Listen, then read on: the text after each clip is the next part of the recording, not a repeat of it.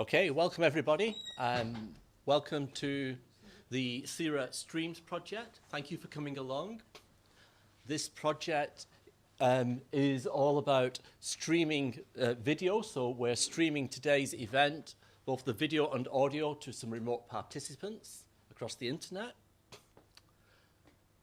Before I go further, I'll introduce myself. I'm Gori Fairhurst. I'm a professor here in the School of Engineering, and I'm the principal investigator for the CERA Streams project.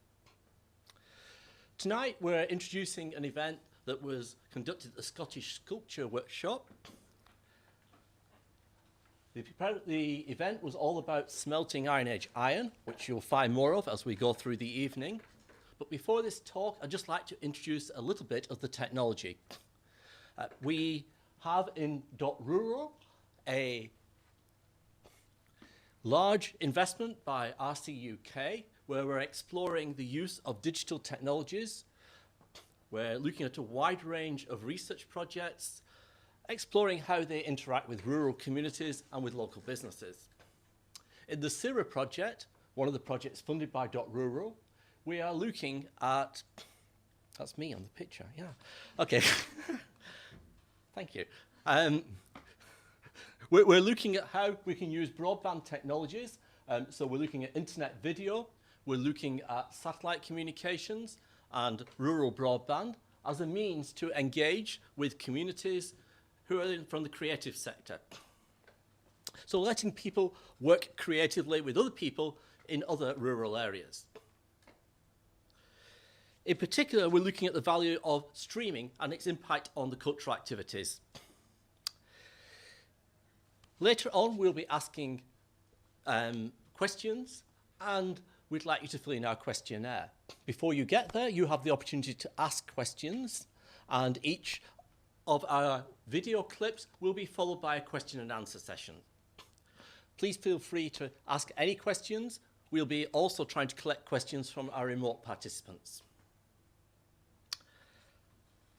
Before I say anything else, I'd just like to give you a few health and safety notes. The staircase here shouldn't be used in the event of a fire.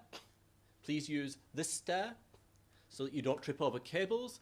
There are no intentional fire alarms, so if you do hear a fire alarm, please leave the building. With that said, I'd like to introduce Nuno. He can tell us a little bit about the Scottish Sculpture Workshop and the Turf to Tools project, which stimulated the work that we're going to show later. So would you like to come and introduce yourself?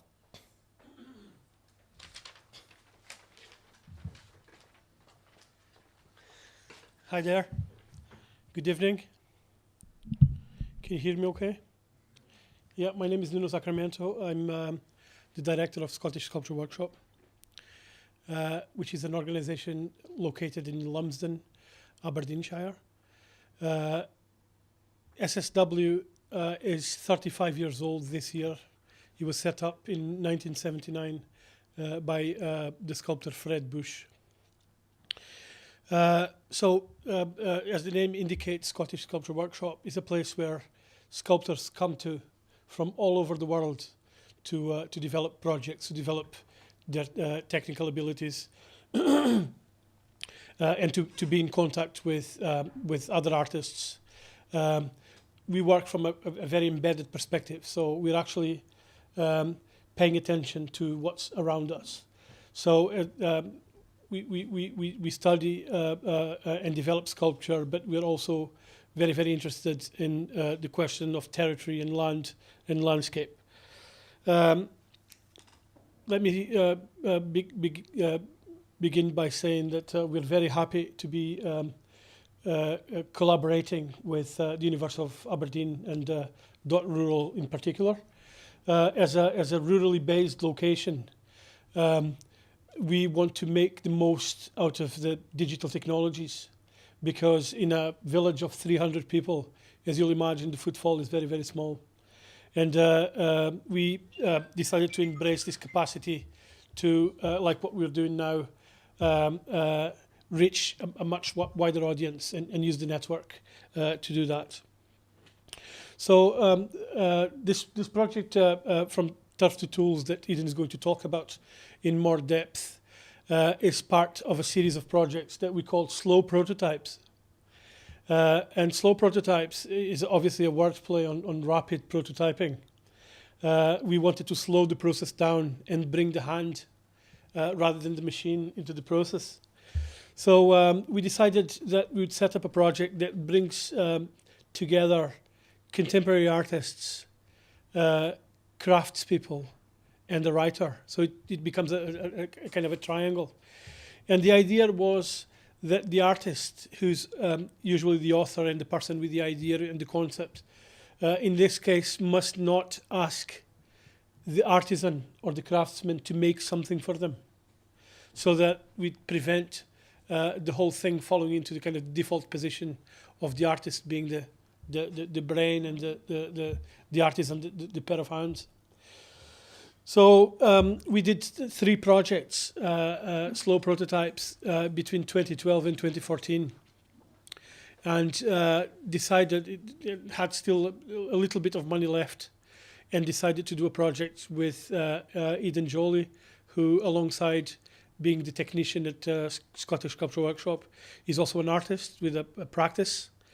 And it was about the opportunity for Eden to invite a craftsman of his choice to come and work with him. So Eden chose to work with Darrll Markewitz from Ontario in Canada, who's a very, very specialized in forge and in the kind of work that Eden's going to talk about. So Eden and Darrell's collaboration was also assisted by Dr. Gordon Noble, that works in this institution at the Department of Archaeology. He's developing, he's the main researcher in a dig in Rhynie. So he was instrumental in the development of the project, and so were Maxim Hourani from Lebanon and Deirdre O'Mahony from West Ireland. So during the month of August, we had a really hectic, amazing time at SSW's. Some of you guys were out there with us, and basically we're looking at this idea of sculpture craft in the landscape through the usually places like Scottish Sculpture Workshop. Their emphasis is on producing artworks from materials that are ordered, that are bought from a supplier, and we wanted to take this project further and look at the procurement of materials within the landscape. So where does this metal come from? So Eden's proposal was to look at bog iron ore procured in the landscape, and take that material through a smelting process, through a forge process, into the making of a tool. Anyway, Eden, Darrell, and Gordon were assisted by Thomas Stackhouse, Uist Corrigan, and James McCarthy. So I'm not going to take any more time, but I'd just like to thank you for being here. I thank the people, whoever is watching us from afar through the network, and pass on the word to Eden. Video. I don't know who the patron god or who's in charge of this mess is here. Does that only happen when you try to put something down there? Yeah. Maybe I should just stand there. That's hilarious. We've got a clay furnace. It's already been used a couple of times. The clay is dry. And we did an experiment the other day with peat as a possible fuel. And as any of you who have burnt peat know, that stuff smolders forever. So we ended up leaving the peat in the furnace and capped it off with a metal plate.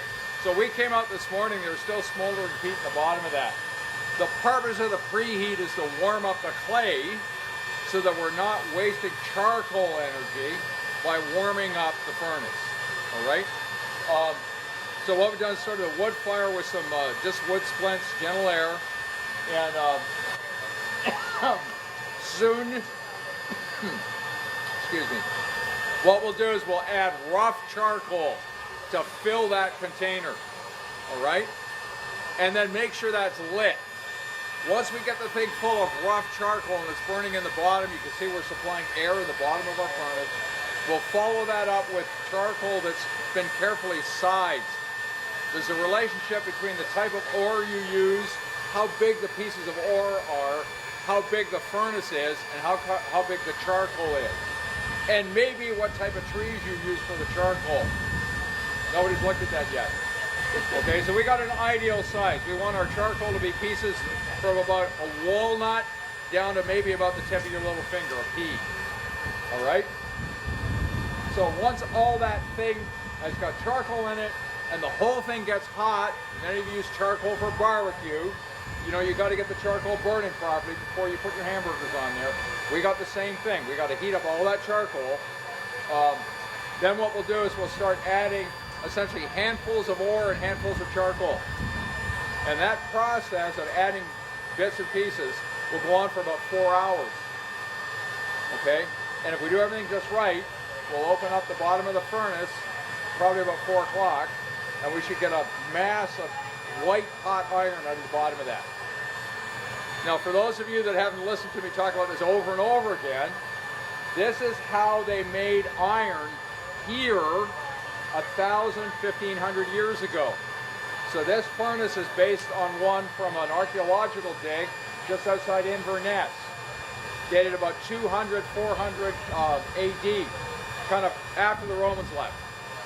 Okay? So a lot of the work we're doing here is based on the local materials out in the hills and things we know from the archaeology of the ancient pits. All right? So, what do you think, Eden? Are we gonna start out some work with it? Yeah, well, yeah. Now what we'll get here is it will support the charcoal. Yeah. So, who's my charcoal man here? Is that Darrll? We're gonna keep it our standard job. Okay, so rough. Okay, to fill. Yeah. And we'll you're gonna have an airspace in the bottom because of the rough one. Keep track of your volume like normal, right? Yeah. Okay. And fill it right up. Okay. Now the furnace has to be at a certain temperature to be operating correctly. How are we going to measure that? We're picks. We don't have fancy thermocouples, right? We could peek down there, and the brighter the fire is, the hotter it is, but that's a little hard to judge. What we're going to do is we're going to keep track of how long it takes to burn a bucket of charcoal, the same bucket of charcoal. And this bucket you can see James using will burn that much charcoal about every 8 minutes for 4 hours. Now one of the things you're going to see when he adds this rough charcoal starts to heat up. It's got water in it. So there's going to be a lot of smoke. And there's also unburned chemicals in there, meaning methane. So we're going to get this for the first little bit. It's going to be really smoky. Once the furnace starts to ignite down inside there, what will happen is the methane, that secondary chemical, will suddenly catch fire. And all the smoke will disappear. And there's actually a pale blue flame coming out of the top of that. It's real hot. Okay, so we got to be kind of careful about that. Of course, this is not necessarily the best for the environment, right? We want to burn off those extra chemicals.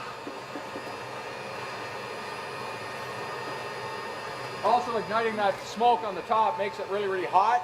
So it goes straight up. I don't have to breathe it in. That makes me happy too.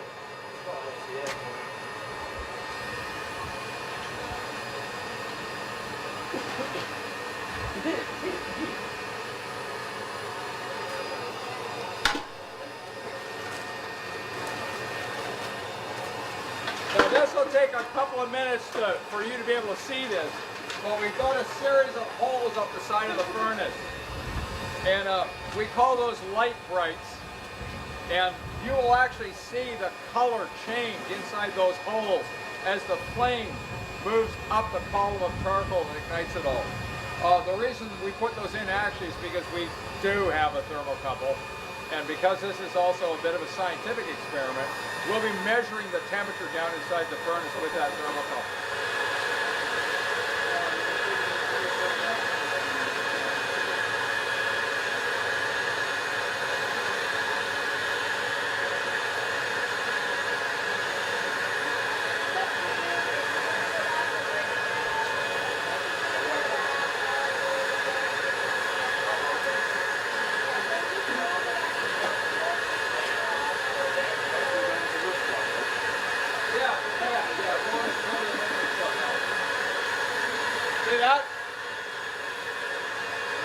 That's those gases being touched off.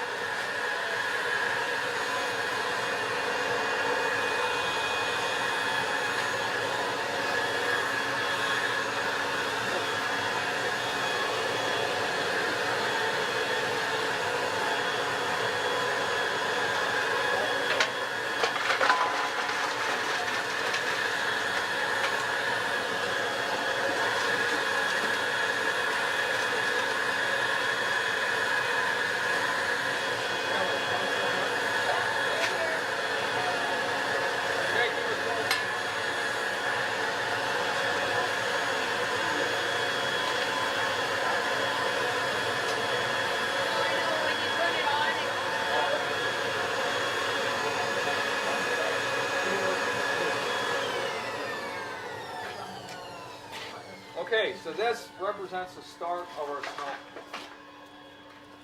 I've nudged the guys a couple of times about coming up with a starting ritual. Nobody's done it. Okay? It's Scotland. We got peat. All I'm going to ask is that everybody puts in a piece of peat on top of the furnace. There's right there.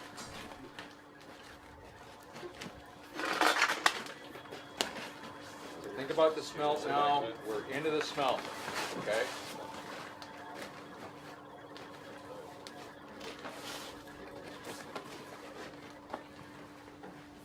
So no more goofing around. Everybody's centered in what they're doing, right?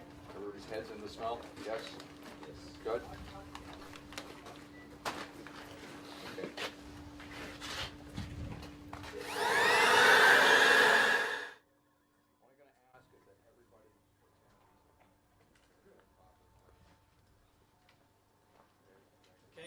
At this stage, we'd like to invite Eden to tell us a little bit about what is going on and answer any questions that people might have. Eden's also brought along a large selection of interesting things here. Leon? Okay. Eden, do you want to start by just introducing yourself? Hello, I'm Eden. This is Eden. So, any questions so far? There was a huge noise on that video, and some sort of, I don't know what it was. We were cheating. We were using a leaf blower for the air. We had built some bellows, but it was going to take one stroke of the bellow every second for 6 hours. And we thought that was a bit excessive to run the furnace doing that as well. And we didn't have enough volunteers to do it, so we used the leaf blower. It was an Iron Age leaf blower, though. So. Yeah. Jolly good. Is that me finished then?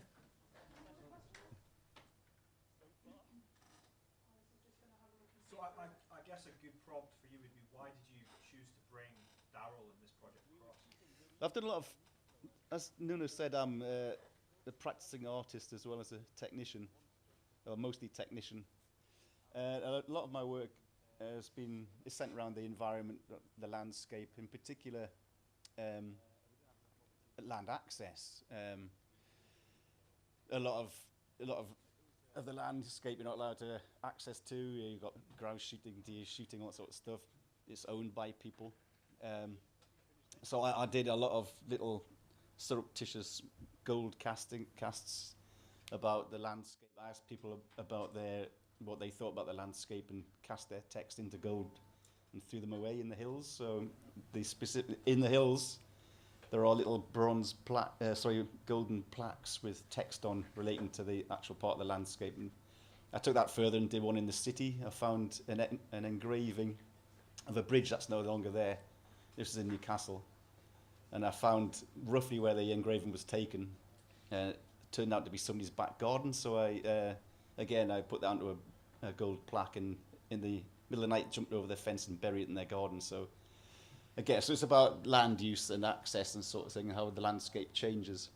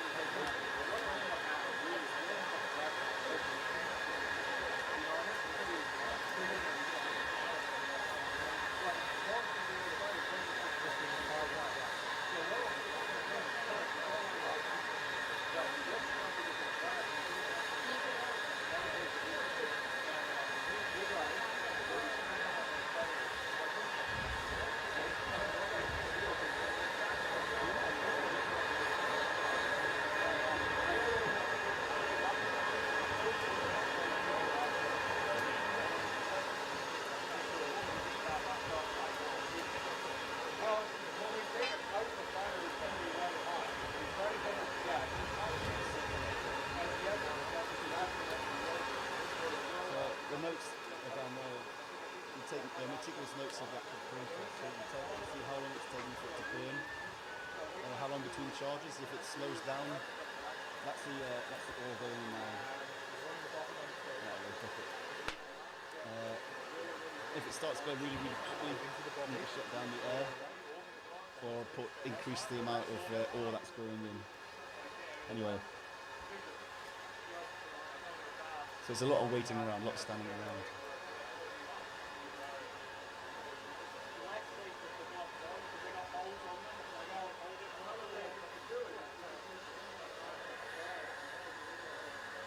What I'm doing there is having a look inside the furnace through the tuya. There goes some ore. When you look inside the furnace, you can actually see the metal pouring down, little drops of iron floating down. And when that does, it sits on a bowl of slag, which are all impurities, bits of lining, what have you.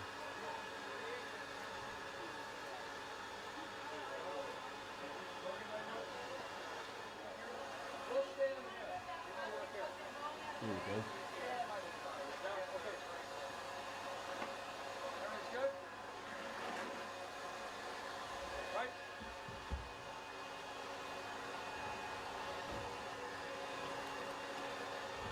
So Darryl's taking the front of the furnace off and exposing the bottom base of the furnace, which is like grounds of charcoal. And I think at this point he's checking the slag bowl.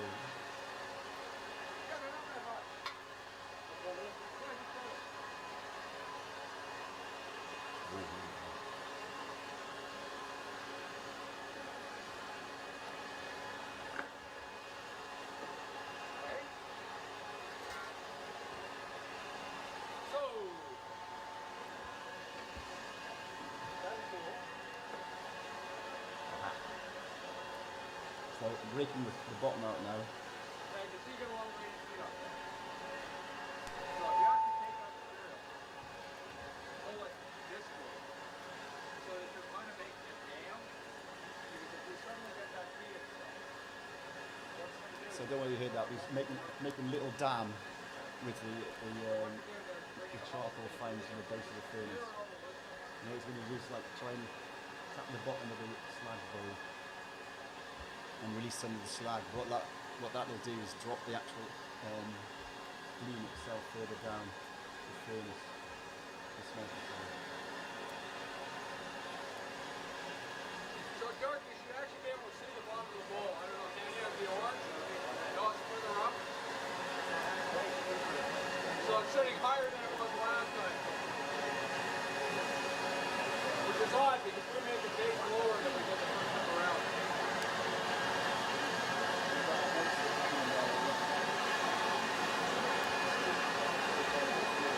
Okay, you got most of it out? That doesn't have to be totally clean. So use the tip of the tool and feel up and figure out where that bowl is. If you take it, okay, rotate it that way, you should be able to lift up and kind of see where the bowl is. You feel it?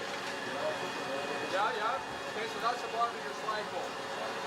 So that's the space we got to work in. There's a difference between that hard flat bottom and the bottom of that bowl, right? About that much, right? Yeah? Okay. Okay.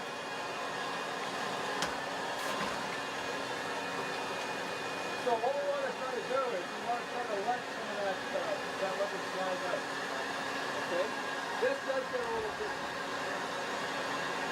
If you get right down, you can see the bottom of the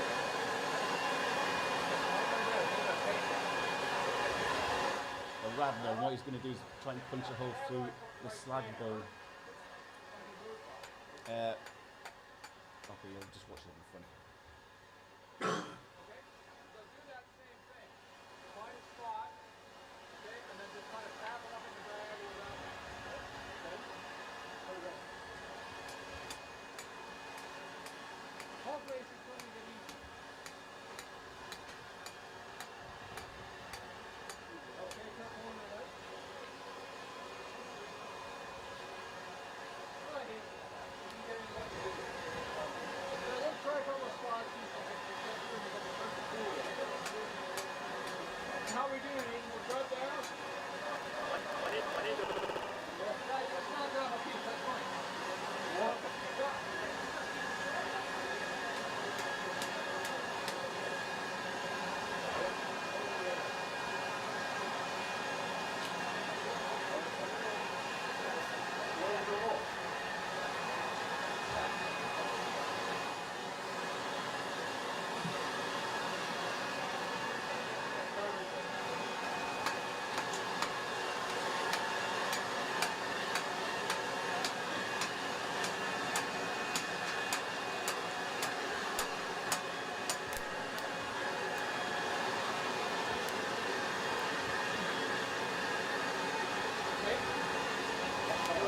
No joy still.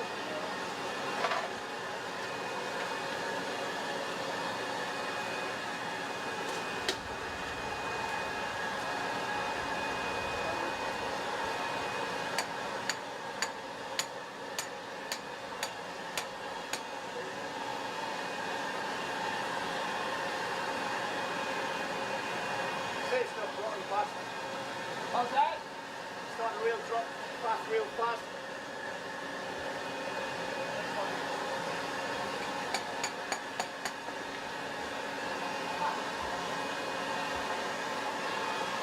I don't want to break up. I don't want to end up winning. Got some stuff coming out there.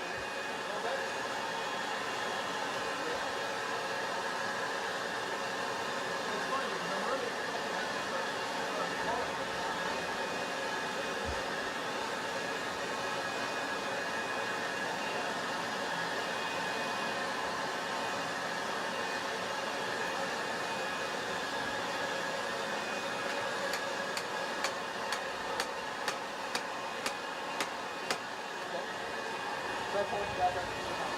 Hopefully what you have is money, kind of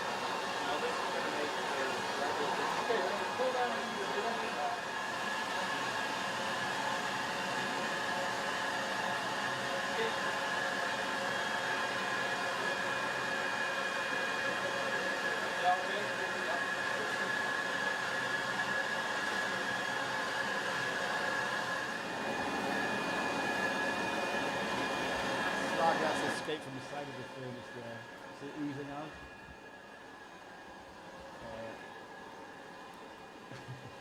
It's fine, it just chills and blocks itself up.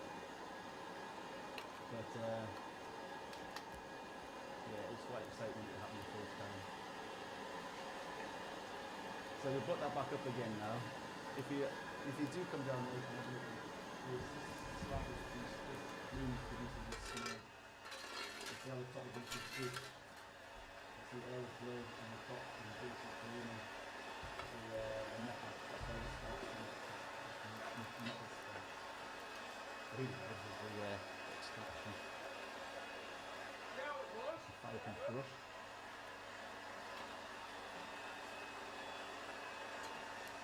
Okay, so I'm doing the box.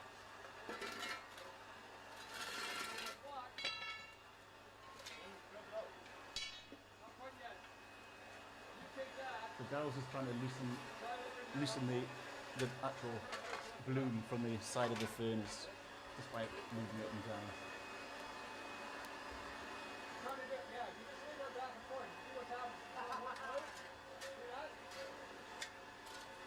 And there it is. Stop.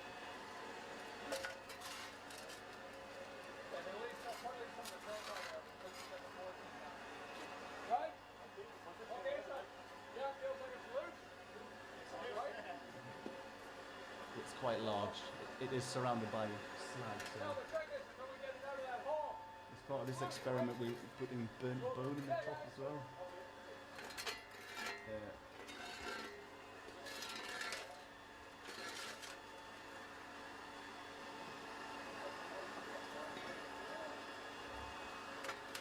At this stage, that is the hottest it's going to be. And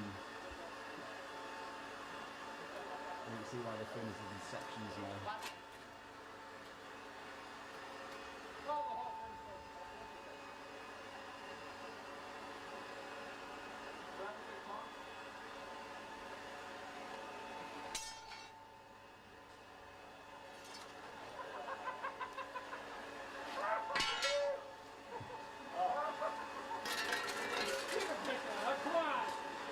We weren't quite expecting it to be so large. So what we need to do now is as quickly as possible get it onto the anvil and break as much of the slag away while the metal's still super hot. Traditional process would be done on either on a wooden stump. Here we go. See, it's pretty heavy. It's pretty hot.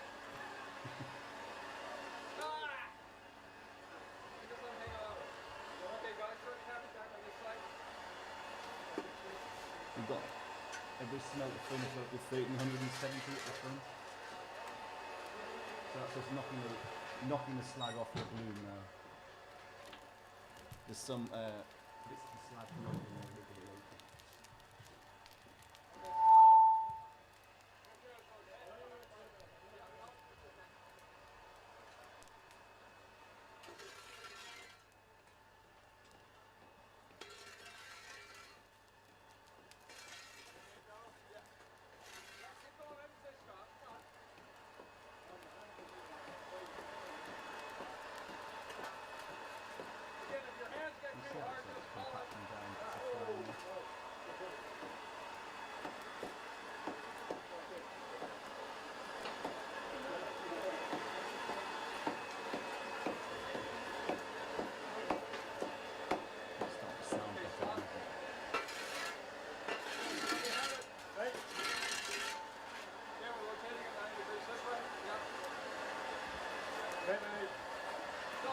It's okay.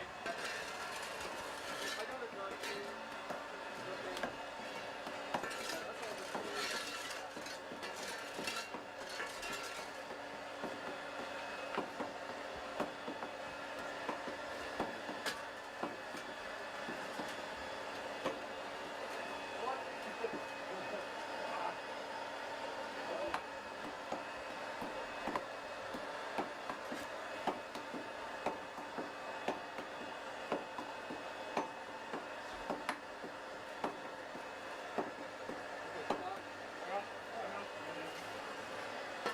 Let go.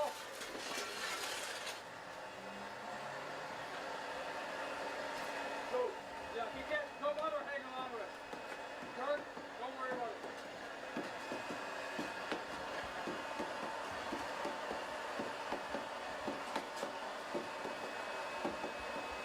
Stop.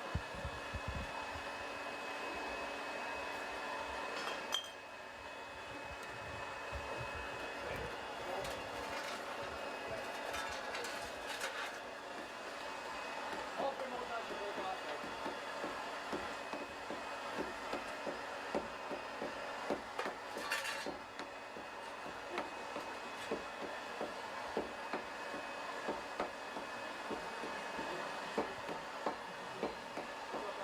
There's plenty of it.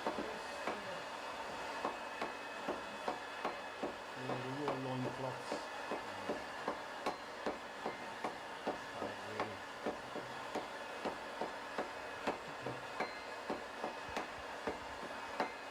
So you see already how much it's reduced in size from what it was then. There is actually a fair bit of metal in that slag around the edge. So we would go through that and pick through that. And possibly use it a bit of damage it next time.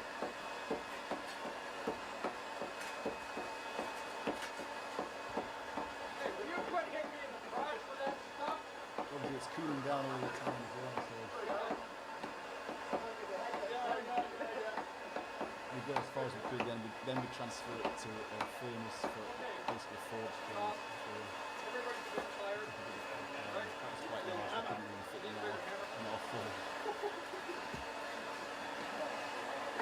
So we're going to try and heat it back up again now in the furnace. I can't pick it up, it's too heavy. Take it from the side, come in this way.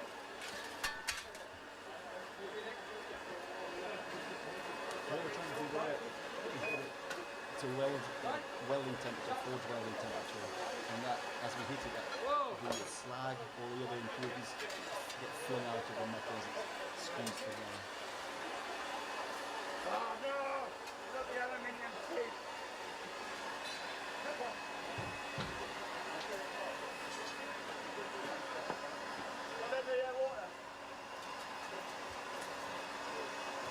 Circle.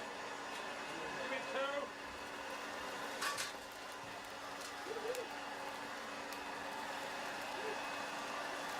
Yeah, and one of Gordon's archaeologists, Emma, she was researching into Icelandic smelting, and they found evidence of charred bone in amongst the metal amongst the furnace. So, oh, here's Darrll. So we were putting that in the top there. Anyway, Darrll.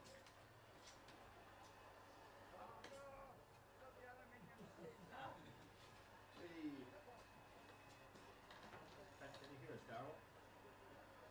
Yes, sir. Circle. Give me two. Yeah, okay.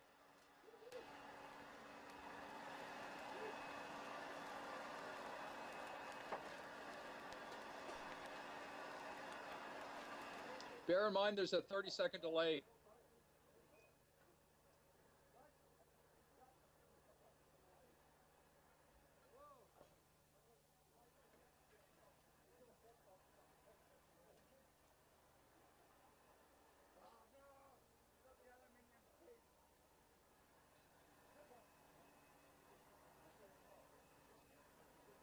When you bashed out the bottom of the furnace, I was expecting it all to come streaming out as a liquid. Is that not what happens, or does it? Would it be possible to get it that hot, or? It's just not what I expected. That's all. Okay, there's two things going on there.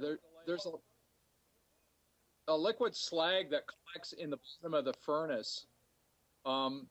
It's made up of sand and furnace wall and ash from the charcoal, and is a very primitive kind of glass.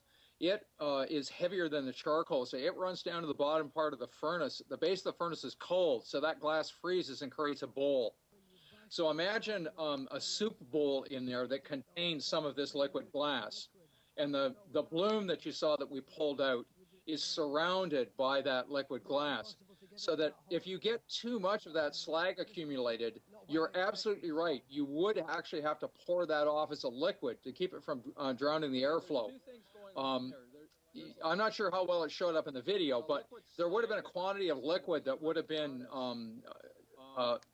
let free of the base of the furnace when we grabbed the bloom out. If you think back to the image you saw, the camera sees further down into the infrared than your eye does. So the bright yellow in that bloom mass would have been the metal, whereas the darker red, and particularly the gray colored stuff, is essentially some of that frozen glass. And we would have been squirting out little bits of glass as we hammered on it. Go. Is surrounded by that liquid glass. Okay. Any other questions for Darrll or Eden? You're absolutely right. You gonna talk? Hi, Darrll. Eden here.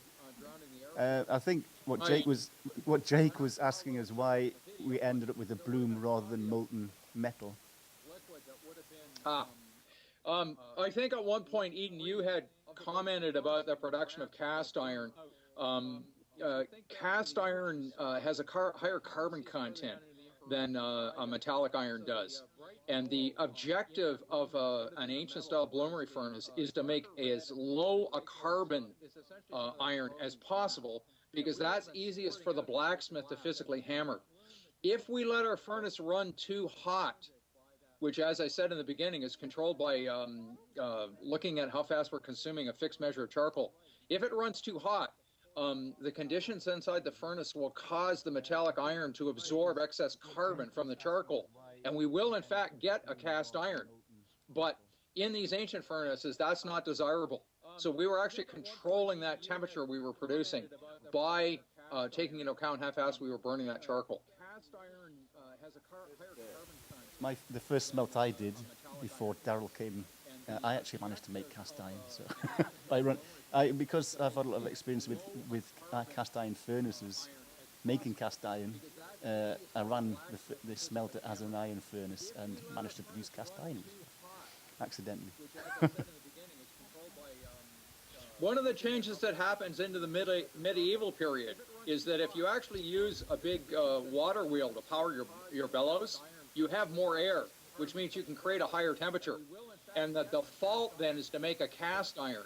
And during the medieval period, what they would actually do is they would make this cast iron product, which was easier to control, and then they would put it into a second fire setup called a finery and decarbonize it to remove that excess carbon and create a metal then that they could hammer in a blacksmith's forge.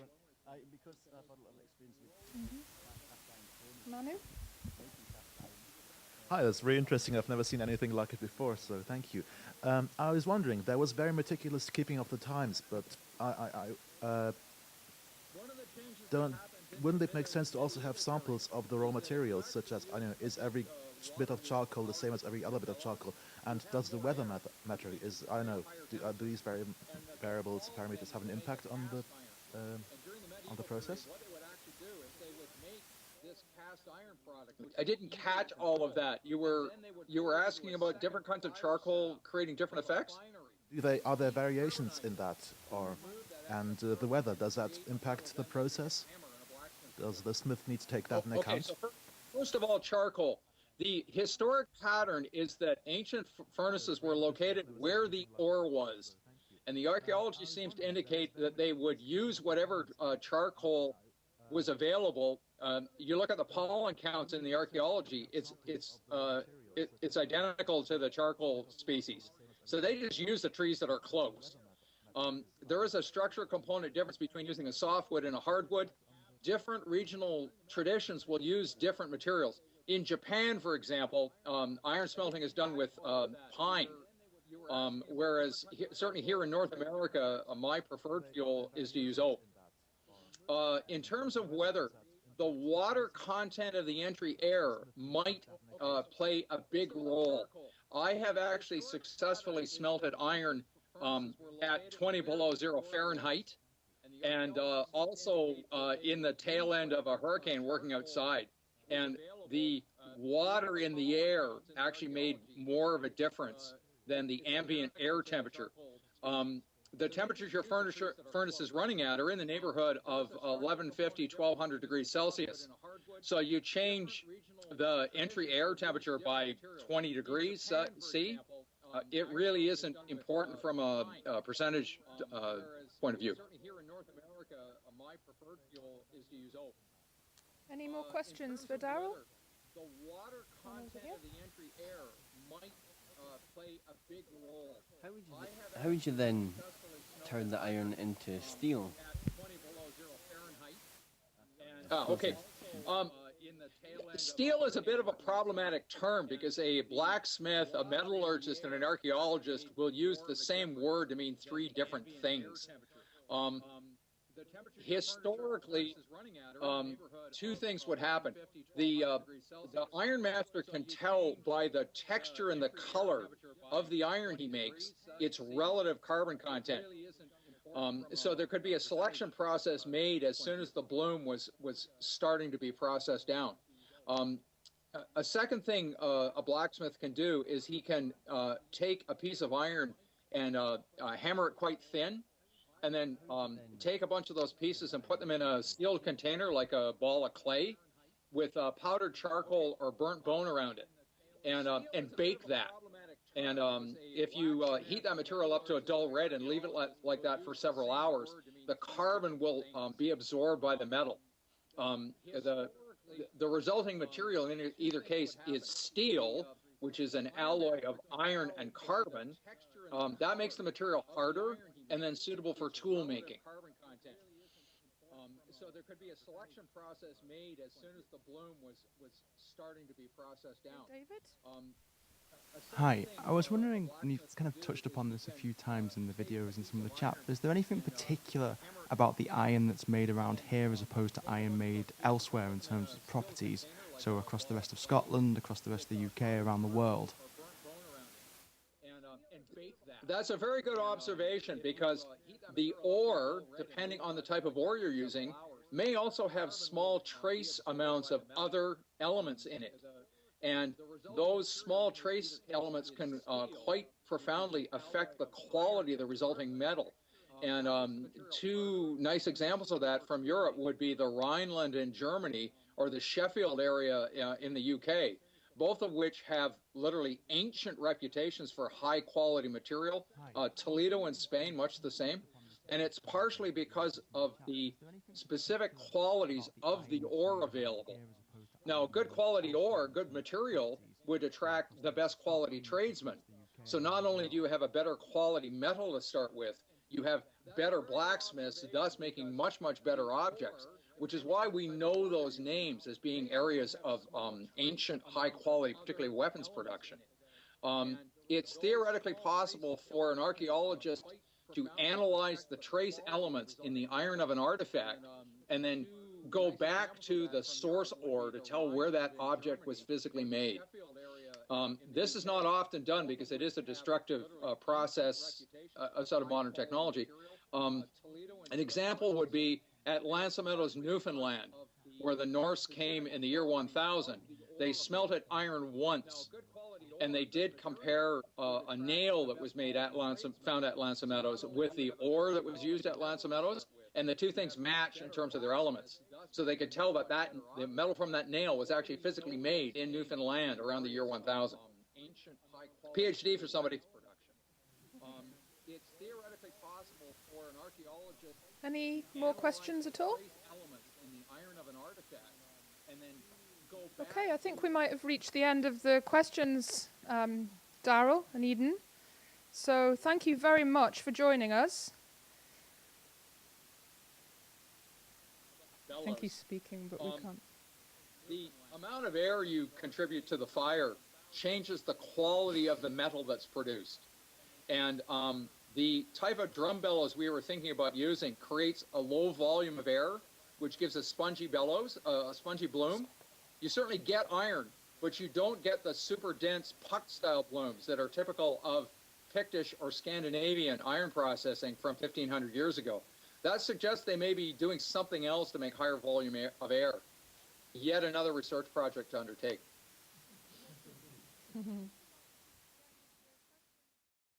Okay, thank you very much, Darrell. That was fantastic. Thank you for joining us from all the way over there. Thank you, Darrell and Eden.